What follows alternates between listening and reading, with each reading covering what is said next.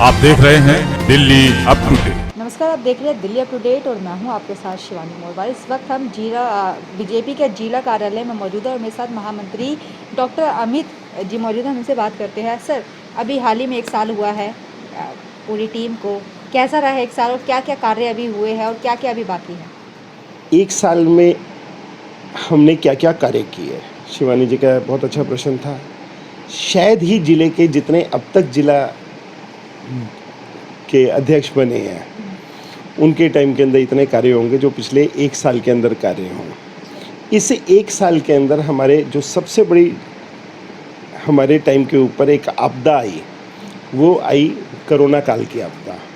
Corona काल के अंदर चाहे लोगों को भोजन पहुंचाना हो, चाहे लोगों को दवाइयों की व्यवस्था करानी हो, चाहे सिलेंडर की व्यवस्था करानी हो, एडमिशन से रिलेटेड व्यवस्था करानी हो, जिन लोगों के घरों में कोविड हो गया उन लोगों को कोविड के समय पे मोटिवेशन करना हो, ये इस ज़िले के एक एक पदाधिकारी ने बड़ा बखूबी से इस काम को निभाया। और कभी कभी कुछ कार्यकर्ता हताश और निराश भी हुए।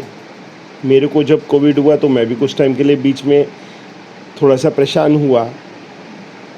तो उस हताश और निराशा के समय पर हमारे अध्यक्ष जी इस प्रकार के व्यक्ति हैं, उन्होंने सबको मोटिवेट किया और उनका हर रोज़ मैसेज आना और हर दूसरे दिन लगभग हर कार्यकर्ता से बात करना। ऐसे कार्यकर्ताओं की सूची बना के जो कार्यक्रम किए गए, शायद ही किसी जिला अध्यक्ष ने, उसके बाद जैसे ही हम ठीक हुए, हम महामंत्रियों ने, शायद ही किसी ने इस प्रकार के कार्य किए होंगे।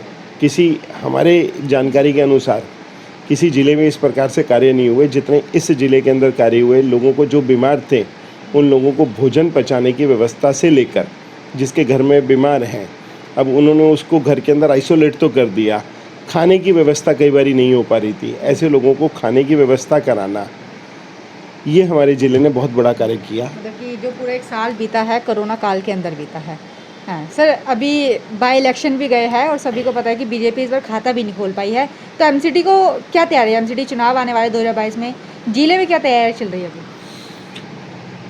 खाता तो मैं कहूँगा कि हम झूठ के सामने शायद कभी कभी झूठ अल्प समय के लिए जीत तो जाता है, पर सच को कभी हरा नहीं सकता। झूठ अल्प समय के लिए 6 महीने के लिए जीता है। जनता निर्णय लेगी। उन्होंने जिन वादों के अनुसार काम किया था, हमारे ज़िले के अंदर एक सीट थी 62 नंबर वार्ड के अंदर, उसमें सुरभि जी हमारी वहाँ से बीजेपी की कैंडिडेट चुनाव लड़ी थी और जो वहाँ से संजय मिश्रा जी चुनाव लड़े थे, उन्होंने यह कह के जीता था कि मैं यहाँ पे जल भराव को रोक दूंगा। इस बारिशों के अंदर भी वहाँ पे 2-2 फुट पानी भरा, जल भराव आज भी है। सड़कों की स्थितियाँ उनका विधायक और पार्षद होते हुए भी किस प्रकार से है, वो एक देखने का और चिंताजनक कार्य है। वो देखना अपने आप के अंदर, इस बारिशों के अंदर लोगों के कितने दिल दुखे हैं। जिन लोगों के घर के अंदर सारा फर्नीचर ख़राब हो गया, पानी भर गया, उन लोगों का कितना नुकसान हुआ। वार्ड नंबर 62 के अंदर हैदरपुर और कुछ एरिया वहाँ पे शालीमार बाग गांव का है, कितना पानी भरा है ये लोगों को पता है। आज विधायक उनके होते हुए पूरी दिल्ली के अंदर नालों की सफाई भी नहीं हुई, वो नाले भी ढंग से साफ़ नहीं करा पाए हैं। आप सबके क्षेत्र में नाले हैं। मैं इस चैनल के माध्यम से उन सभी लोगों को कहना चाहूँगा जो लोग इस चैनल को देख रहे हैं, इस इंटरव्यू को देख रहे हैं, वो लोग एक बारी मनन करें कि क्या उनके एरिया का जो बड़ा नाला है कोई साफ़ हुआ? क्या पीडब्ल्यूडी की जितनी रोड है उसके जो है सफाई रहती है? सफाई की व्यवस्था सारी की सारी एमसीडी उसको संभालती है। छोटे नाले, छोटी नालियाँ एमसीडी देखती है, पर उन छोटी नालियों का पानी जब बड़े नाले के अंदर जाएगा, अगर बड़ा नाला ही नहीं साफ़ होगा तो पीछे बैक मारेगा, एरिया में पानी भरेगा। तो इन चीज़ों को देखना, जनता अपने आप मनन करे कौन सच्चा है कौन झूठा। छोटी नालियाँ तो साफ़ हुई, हर पार्षद ने अपने क्षेत्र के अंदर नालियाँ सारी साफ़ करवाई हैं। बड़ा नाला एक भी साफ़ न होने के कारण सब जगह जल भराव की जो स्थिति हुई है, इसके जिम्मेदार पूर्ण रूप से दिल्ली के अंदर केजरीवाल जी हैं। अभी आपने कुछ दिन पहले ही जब दिल्ली में पानी की समस्या हो रही थी तो सीएम हाउस के बाहर भी 2-2-3 दिन बाद प्रदर्शन करे। अब दिल्ली में जल भराव की भी समस्या हो रही है, तो इसको लेकर भी कुछ केजरीवाल जी को कहा जाएगा, ऐसा कुछ?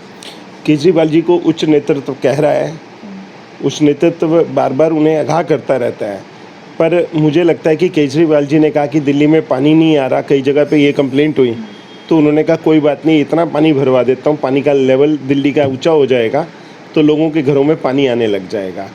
उन्होंने लोगों के घरों में कहा जी मैं सारी दिल्ली के घर में, सब लोगों के घर में पानी आएगा, पर शायद उस समय लोगों को समझ नहीं आया था, वो पानी टूटी में नहीं आएगा, नालियों से उनके घर में आएगा। तो मुझे लगता है कि केजरीवाल जी ने सच ही बोला था, पानी तो आया है लोगों के घर में, पर टूटी में नहीं, उनके घरों में आ गया। घरों में आया है।